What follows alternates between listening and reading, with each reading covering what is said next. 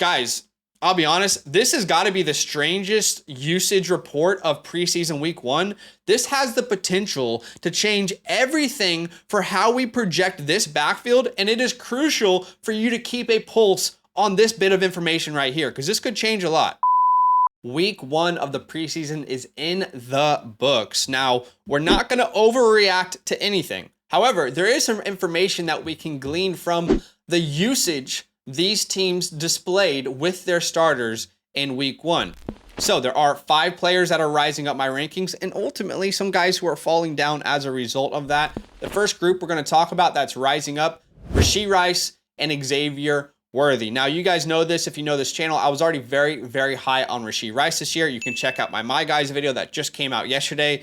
But this new injury specifically clears up a path for Xavier Worthy to be relevant early as well. Let's talk about the injury for Marquise Hollywood Brown. Now, he was hospitalized. You can see a report from Adam Schefter. I'm not even going to try and say that word, but an SC joint dislocation. He was hospitalized. Stefania Bell, aka Starfania Bell, great work for ESPN as an injury reporter. She says SC joint, where the sternum or chest meets the clavicle or collarbone, dislocation can be very dangerous, especially if it's like near a blood vessel. As a result, Hollywood Brown needs to be in a hospital, proper visualization, and they're going to give him time to heal. Jeff Mueller, who is a doctor who does fantasy football, says this was the outcome I wasn't hoping was the case. Something SC sprain for Hollywood Brown. Look, I'm not a doctor, but he basically says like this is not what he was looking for. Tyreek Hill missed about 4 games after suffering this. Now, Tyreek Hill, we don't know how significant his injury was versus Hollywood Brown's. Now, the reality is week 1 is in danger for Hollywood Brown. He might not be able to play. So he's still going to be a threat the entire season, but why does this interest me? Because now throughout the rest of preseason and practices, there will be no Hollywood Brown for this team, giving way for Xavier Worthy to build chemistry, to get more reps as a starter, just to build that trust with Patrick Mahomes from now until the start of the season. And if anything, it reaffirms my belief as Rashee Rice as the wide receiver 1 for this team. Rashee Rice, after the bye week last year from weeks 11 to 17, became a starter for the Kansas City Chiefs, averaged almost 9 targets per game, 80 receptions per game, 17 fantasy points per game, and was a wide receiver 9 in that span. Now, beyond the Hollywood injury, there are other signs that I saw this week that pointed me to believe Xavier Worthy will be a big part of this offense from day 1. Okay, let's talk about it. The Chiefs starters played 6 total snaps this week. Okay, 6 total snaps with the starters. Worthy played on 4 out of those 6 snaps and played every 11 personnel snap. That is 3 wide receiver sets. So for every 3 wide receiver sets, Xavier Worthy was out there. Why is this important? It's important because it's rare for a rookie wide receiver to be a starter this early for an Andy Reid-led offense. It just doesn't typically happen. I mean, even with Rashee Rice last year, he broke out, but he wasn't a starter for this team until week 11 onwards. So even though the depth chart isn't good behind Rice and Hollywood, it's a significant sign to me, at least, that the Chiefs plan on using Xavier Worthy as a critical part of their offense from day 1. So I have moved Xavier Worthy up to wide receiver 43. I'm taking him round 7 to 8 of a 12-man league. And Rashee Rice is my wide receiver 25. I'm comfortably taking him in rounds 4 to 5. Now look, Hollywood Brown's still going to play a part. 100% he will still be important there, but this just opens up an opportunity for Patrick Mahomes to build that chemistry with Xavier Worthy. All right, the second player that's rising up my rankings is Josh Jacobs. There's 2 things at play here, okay? First, the Packers showed us that he's going to get some third down work. The starters played just 3 snaps. This is a very small sample size. I'm not drastically moving him up my rankings, but I have more confidence in him. The starters played 3 snaps. But Jacobs played on all of those snaps, and he got a touch on 2 out of those 3 total snaps, including staying on the field for third down. That is so important. We saw that the Packers are going to use him on third down. There was definitely some concern this offseason from the fantasy community that Marshawn Lloyd, their rookie running back, would take over the third down usage, kind of like, put Aaron Jones type of role. But the reality is Josh Jacobs played the entire first drive, then the starters left, then A.J. Dillon played the entire second drive, and then the third drive we got to see Marshawn Lloyd in action. However, important to note, Marshawn Lloyd suffered another injury setback. Okay, he dealt with a hamstring injury during camp and offseason work. And according to Tom Silverstein, who reported this, he said Packers running back Marshawn Lloyd said he's been pushing through a hamstring issue in camp and felt it pull while bouncing an outside run. He said, this is Marshawn Lloyd, I've had hamstrings before, so I'll just rehab and get back as fast as I can, he said. So, look, this does not mean Marshawn Lloyd is dead this year. This does not mean Marshawn Lloyd will not, get some sort of role in an offense. However, he's already had an uphill battle fighting for a spot, fighting for opportunities this offseason because of previous injuries. So I expect this to be a slower buildup for him in his rookie season. Maybe weeks 3, 4, 5, 6, 7 is when he really starts to get that RB2 looks ahead of A.J. Dillon. But if anything, the fact that this team used Jacobs through the air, the fact that they're willing to use him on third downs is very promising to me. Josh Jacobs is my RB12 on a very good offense. Again, don't want to overreact too much, but it's clear to me he's the best guy. And by the way, if Marshawn Lloyd was already like the RB2 and he was already, nipping at Josh Jacobs' heels, I would be very, very hesitant. But the fact that he's not even the RB2 yet on this team, that gives me a lot of confidence in Jacobs. All right, the third room, and this is very, very important for you to know.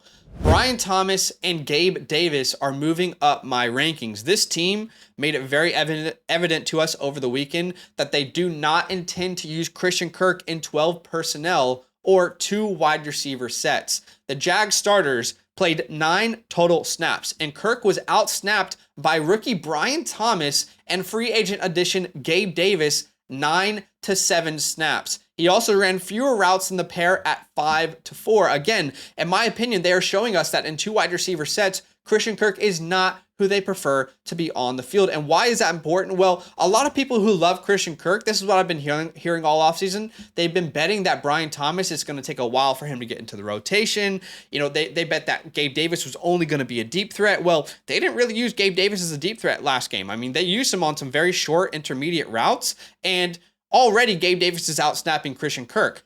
And the other reason this is important is less time on the field for Christian Kirk means less opportunities to be targeted. And the last thing is it shows that Brian Thomas is further ahead of his development than Christian Kirk truthers may have wanted to see. And you guys know we've been pumping Brian Thomas on this channel as a great late round draft pick, or rounds 9 onward type of draft pick. I'll show some screenshots here. We only have more confidence in Brian Thomas. Here's how I currently rank this room. I got Christian Kirk down 7 spots to wide receiver 38. Brian Thomas at wide receiver 39 up 4 spots in my rankings. Gabe Davis wide receiver 62 up 7 spots in my rankings. Honestly, I think Gabe Davis should be even higher personally after viewing this. He's a pick I actually really like the upside of him this year. All right, the fourth player moving up is Brock Bowers, the tight end for the Raiders. I already like Bowers as like a late round option if you miss out on one of the top elite tight ends in this year's draft. However, in the first preseason game, it just gave me more confidence that he's going to be an integral part of this offense from day one. The Raiders starters played 14 snaps this week. Bowers was out there 11 out of those 14 snaps, and he was targeted on 40% of his routes, telling me this team is very intentional on scheming up targets for Brock Bowers in this offense. The Raiders also ran 12 personnel or 2 tight ends on the field at the same time on 9 out of 14 snaps for the starters this week 1, which indicated to me again that they plan on putting 2 tight ends out there a lot this year, and they had a plan for him. Look, he aligned Brock Bowers all over the field in week 1. 6 snaps as a traditional tight end, 2 snaps out wide as a receiver, 1 snap in the slot, and 2 snaps in the backfield. Now, it's important to remember that Davante Adams did not play in this game, so we can't really rely on too much just yet. However, at minimum, it's encouraging to me to see that they truly do have a plan for Brock Bowers, and he's getting targeted on a high percentage of his routes run. Okay, the last player that we're moving up our rankings, guys, I'll be honest, this has got to be the strangest usage report of preseason week 1. This has the potential to change everything for how we project this backfield, and it is crucial for you to keep a pulse on this bit of information right here, because this could change a lot. Right now, this is just a situation to monitor, okay? It's just a situation to monitor, but we've got to keep our pulse on this situation because it could change rankings. Khalil Herbert. What in the world was up with the Chicago Bears backfield in preseason week 1? The Bears starters played most of the first quarter, okay? Caleb Williams, Keenan Allen, Gerald Everett, Rome Odunze, DJ Moore, Caleb Williams, like we mentioned. But here's what's strange. They had 20 total snaps for the starters. Herbert outsnapped DeAndre Swift 14-2 snaps. He ran more routes at 4-1, and he saw more carries on the ground, 9-1 carries. And it's not like Swift took the entire first drive and they were like, all right, we're good to go. You know, we'll keep Swift off the field. No, Herbert took the first snap of the game, had a carry for 3 yards, and then was immediately subbed out of the game for Khalil Herbert. Also, Rashawn Johnson didn't even play in this game, you know, due to unknown reasons, but he will have a role. I'm not saying we panic on DeAndre Swift, or I haven't moved him down my rankings personally. It's the first preseason game. Like, there could have been so many reasons why, right? I mean, they could have just not wanted DeAndre Swift to be injured. They could have wanted to see what they had in Khalil Herbert. What I am saying is Khalil Herbert, in my opinion, based off of this usage, is almost guaranteed to outperform his ADP. Now, this is not a slight on DeAndre Swift. I'm not saying that DeAndre Swift is RB2 and you have to go out and draft Khalil Herbert. But what I am saying is Khalil Herbert's become one of my favorite last picks in a draft now after this usage. So right now, Khalil Herbert's going as an RB57, 200th player overall drafted. I think he should be drafted in every single league after this. And, you know, we will reassess next week. I'm sure that DeAndre Swift will be a bigger part of this offense than we saw, you know, in preseason week 1, but it is something you've got to monitor. You have to monitor as we go through the next couple weeks. But those are some players that are rising up my rankings. So let me know what you guys think. Do me a favor, smash that like button to show some love. Hey, if you want updated rankings that update weekly, I've got a cheat sheet over on the Flock Fantasy website. It's my rankings. It's updated weekly. It'll identify my sleepers, my guys, my fades, all of that and more. So if you want access to that, go ahead and use a promo code LAND, become a yearly Mother Flocker member or a monthly Mother Flocker member on the Flock Fantasy website. Check out the pinned comment. Again, that updates weekly and you can print it out.